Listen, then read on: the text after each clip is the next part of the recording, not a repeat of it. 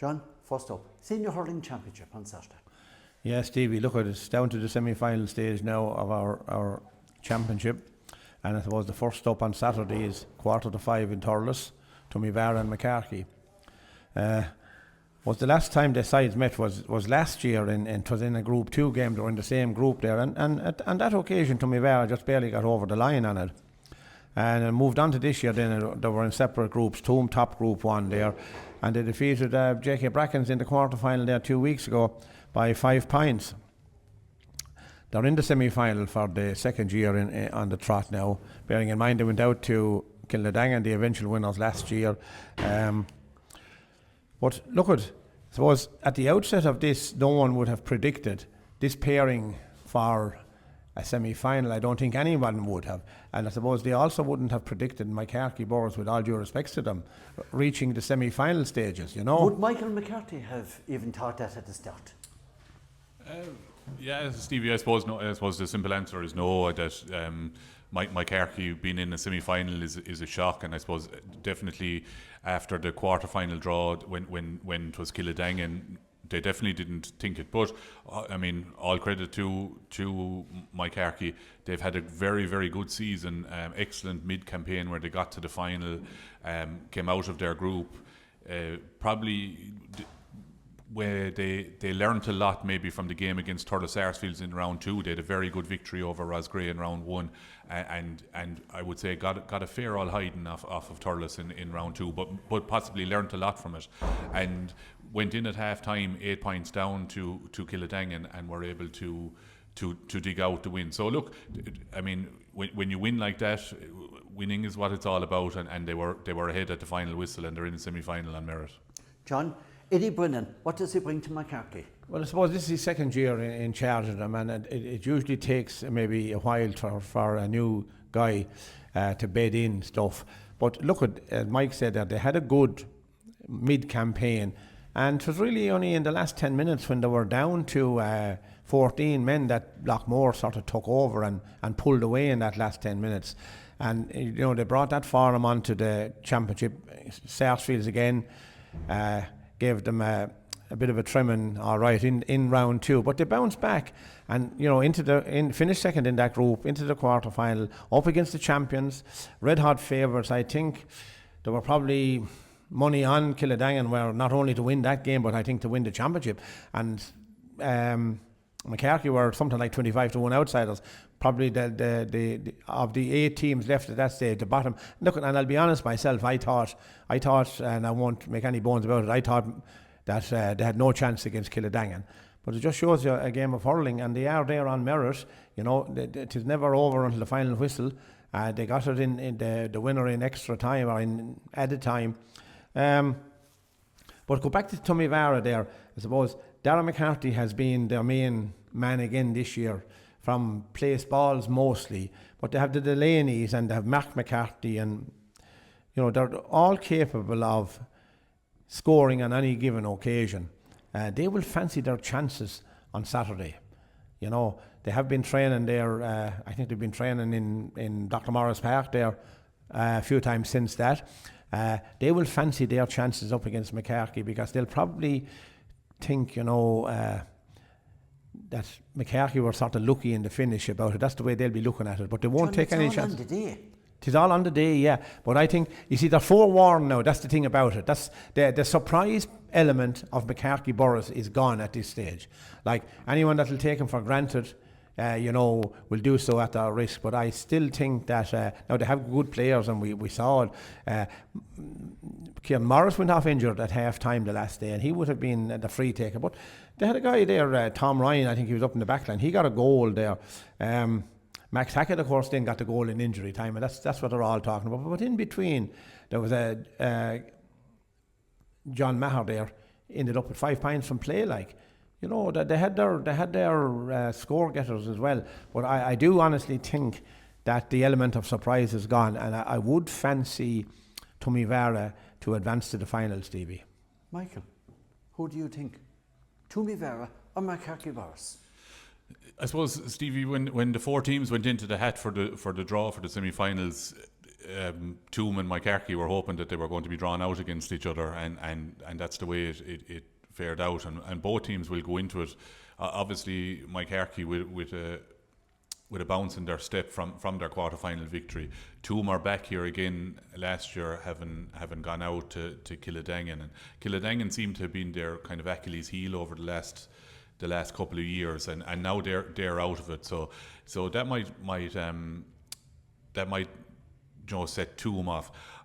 I think just similar to John, I think Toom will probably come out on top on Saturday. Their two midfielders, Robbie Kirk and Conor O'Farrell, they sit deep. They don't venture too far forward, and that gives a lot of space for their six forwards in the game. Now, the other side of that is Max Hackett is having a really, really good year.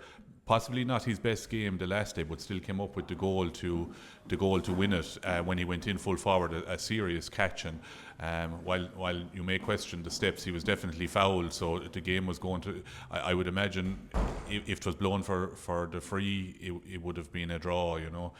But he went for it and scored it. But look, I think overall the experience of being there last year. If I'm not wrong, I think this is McCarthy's first semi-final since 1984. So that's a huge achievement for them as a club. And look, it's a free shot for them at the weekend. Don't get me wrong. They will go hard at it, but I just think Toom will come out on the right side of it. You mentioned the word experience a few moments ago. What about the experience of Tulla Sarsfields and Lochmore Castleiney, the mother of all battles, surely? Yeah, I suppose the two form teams, I will say, coming into this semi-final 4 o'clock on Sunday, Stevie, both teams topped their groups, 3 wins from 3. Relatively easy, I would say. Only Lochmore probably they had a 1-point win over Nina in round 3, but I think they were probably they were on top for a good lot of that game.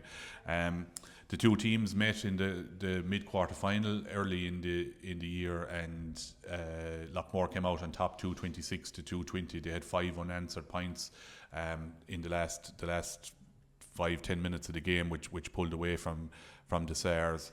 At this stage last year, both teams met again, and Thurles had probably a fairly easy victory, a brilliant second half from them. They won it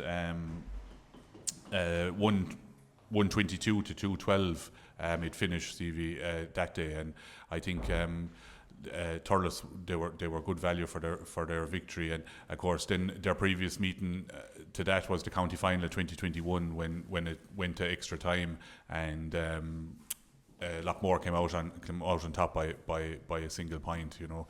So look, these two teams know each other so well. To come up against each other a good bit, mid rivals.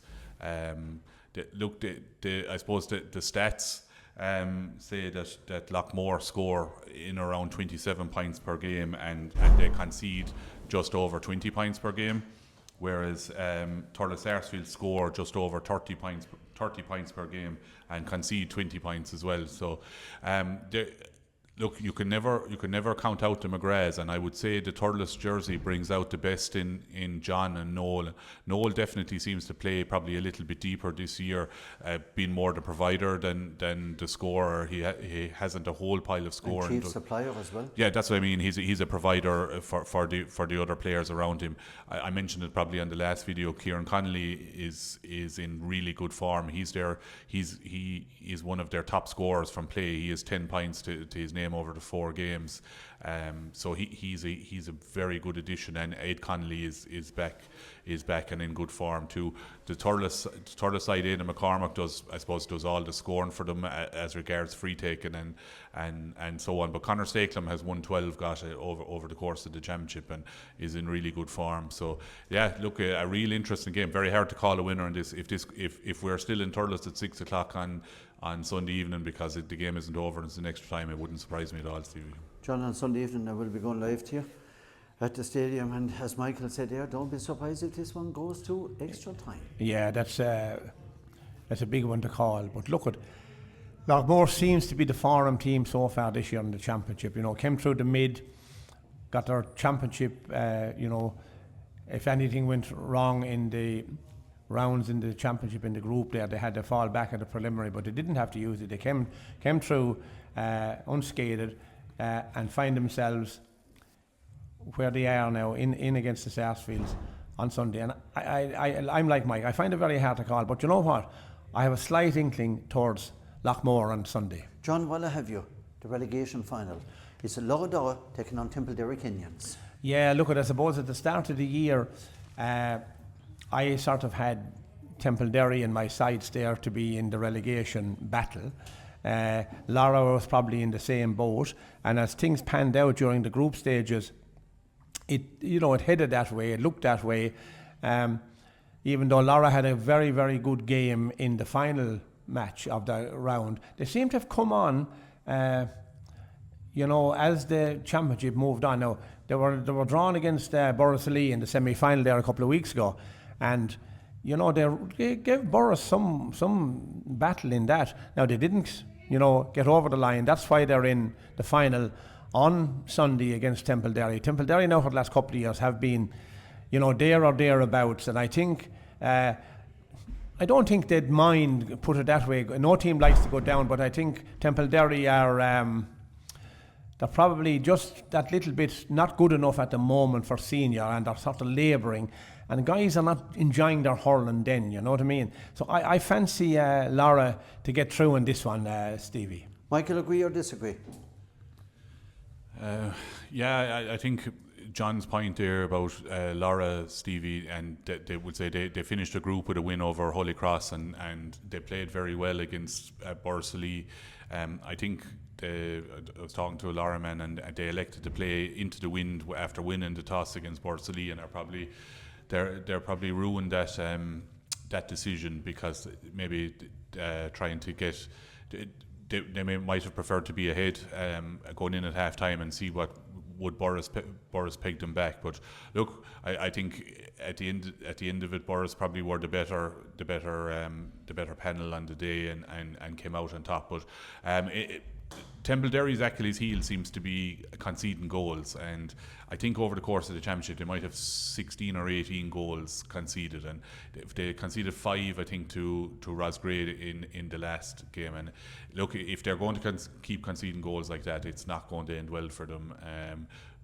We've seen over the last 3 years with Lara at intermediate, Premier Intermediate and Senior, that they can score goals, and they're I suppose a running team that will go after the goals. So that could cost Templederry at the weekend.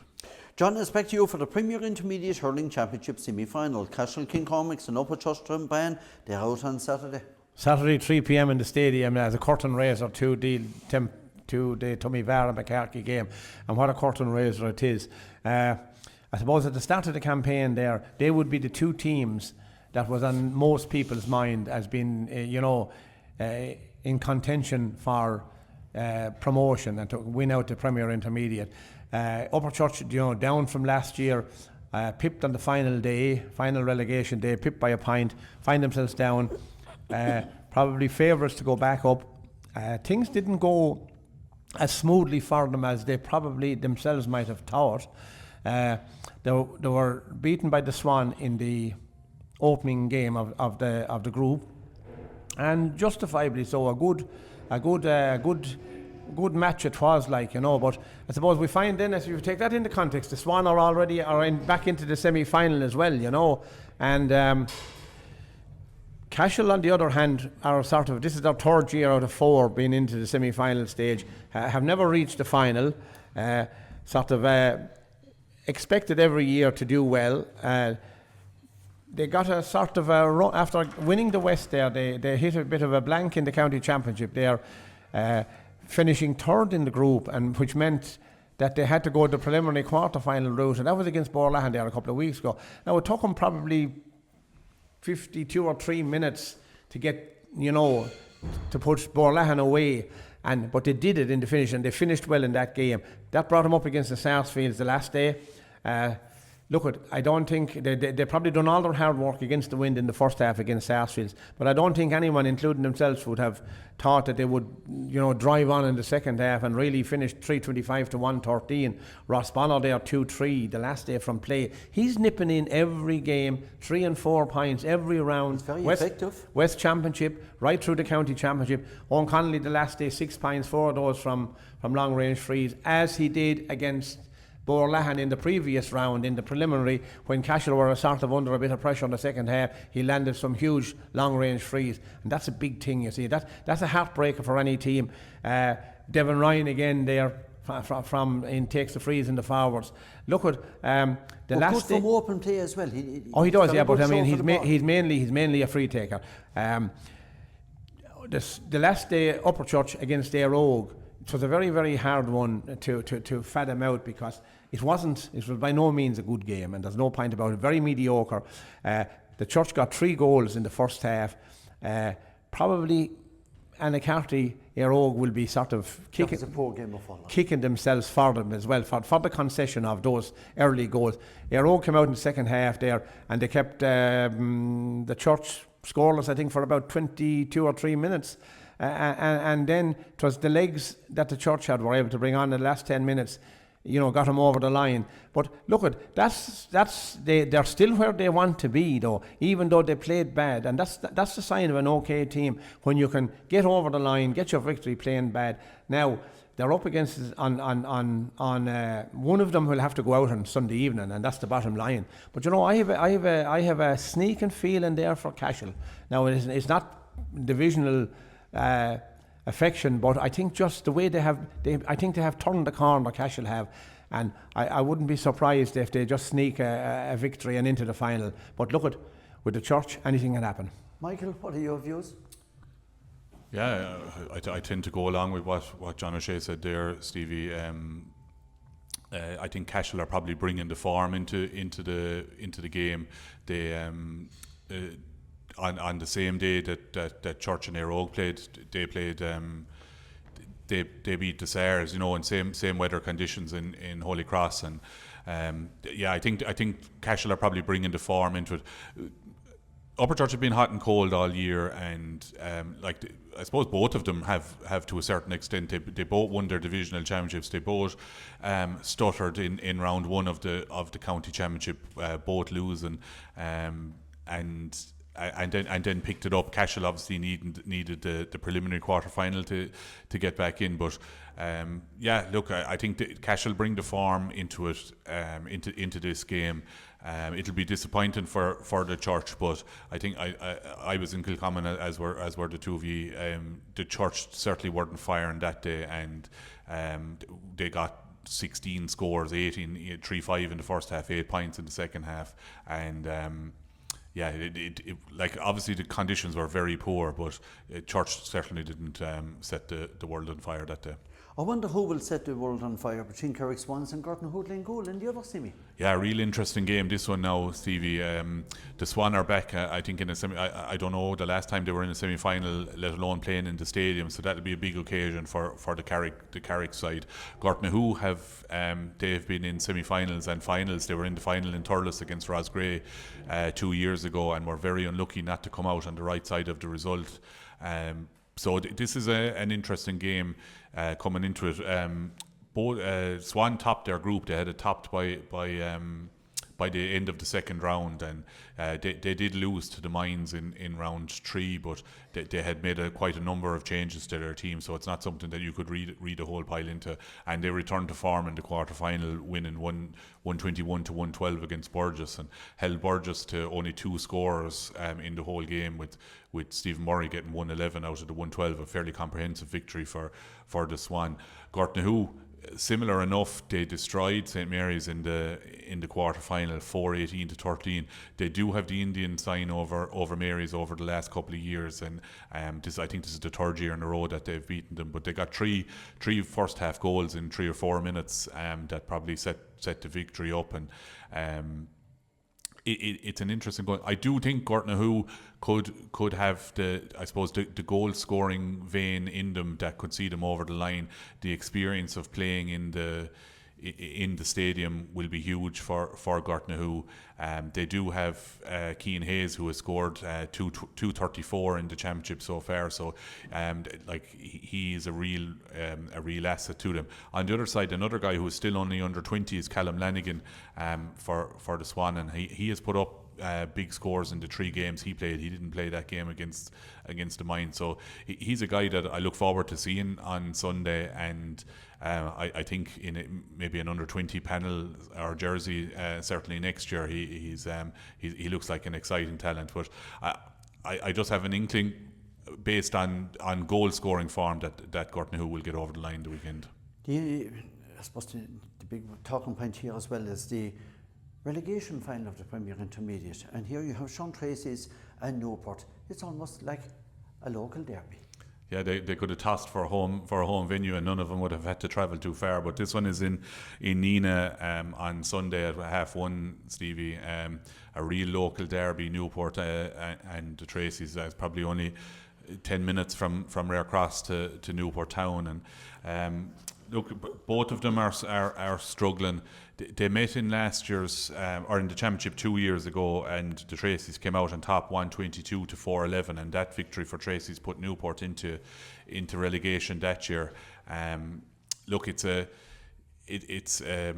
real hard game to call, as these ones are at this time. I do think the Tracys played a lot better against the Mines the last day, where they scored 21 points.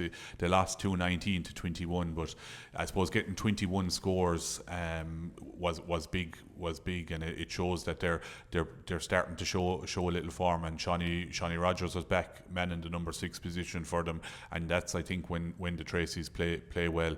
Now on the other side of that, Newport lost to Mine. They did have a good comeback in the second half, but Colin Floyd was only brought on as a sub, so he's obviously carrying a knock, and that, if he's not available this weekend, or certainly not available to start, that'll be a big blow to Newport. Cian Flanagan is in brilliant form for them though at left half back. He has scored 11 points over the championship in 4 games. Like, that's a big return and a big asset for them in the half back line. But the top scorer for the Tracys is Brian Carey, and he wasn't available for the last 2 rounds because he's out of the country. Now, whether he's back this weekend for a relegation tilt, you would imagine that they'd pull out all the stops I have an inkling for the Tracys. I'm West bias, but also the fact that they seem to be scoring a bit better than Newport. John, briefly. Yeah, look, I saw the Tracys the last day against the Mines, and I saw the 2 goals were the difference. Especially they hadn't a particularly good first half. They really pulled out all the stops in the second half.